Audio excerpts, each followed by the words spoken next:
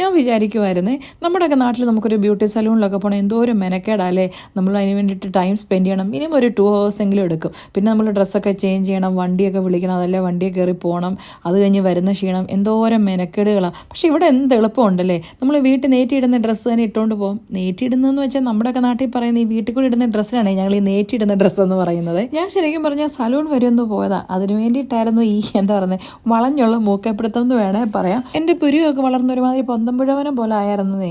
അപ്പോൾ വിചാരിച്ചു സലൂൺ വരെ പോയേക്കാന്ന്. ഞാൻ നേരത്തെ പറഞ്ഞിട്ടില്ലേ എൻ്റെ പുരിയം ത്രെഡിയാൻ ഞാൻ അനുവിൻ്റെ അടുത്ത് മാത്രമേ പോകത്തുള്ളൂ, ന്യൂ ഫാഷൻ ലേഡീസ് സലൂണിൽ. അനുവിന് പിന്നെ കുറച്ച് പിരിയം ഉണ്ടെങ്കിലും ഒരുമാതിരി നൂല് പോലാണെങ്കിലും അത് നല്ല ബ്യൂട്ടിഫുൾ ആയിട്ട് എടുത്തു തരും. അനു പുരിയെടുക്കാൻ പോയതാണല്ലോ അപ്പർ ലിപ്പും ലോവർ ലിപ്പും ഒക്കെ ഞാൻ എടുത്തു കേട്ടോ. ഒരുമാതിരി ഹിമക്കരടി പോലെ ആയിരുന്നു എൻ്റെ മുഖമൊക്കെ. അങ്ങനെ 10-15 മിനിറ്റ് കൊണ്ട് കാര്യങ്ങളെല്ലാം കഴിഞ്ഞ് ഞാൻ നേരെ എൻ്റെ റൂമിൽ തിരിച്ചു വന്നു. കണ്ടോ പുരിയൊക്കെ ത്രെഡ് ചെയ്ത് കഴിഞ്ഞ് വന്നപ്പോൾ ഒരു മേക്കപ്പ് പോലും ഇല്ലല്ലോ. എന്നെ കണ്ടോ ഒരുമാതിരി അസ്പ്രസ് പോലെ ഇരിക്കുന്നില്ലേ. ഞാൻ ചെറുതായിട്ടൊന്ന് പൊക്കിയതാ കേട്ടോ. എങ്ങനെയുണ്ട്? Don't you like?